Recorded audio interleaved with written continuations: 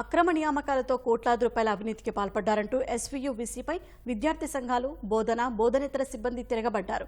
ఈ 5 ఏళ్లు శ్రీకాంత్ రెడ్డి వీసీగా కాకుండా వైకాపా ప్రజాప్రతినిధిలా పనిచేశారని మండిపడ్డారు.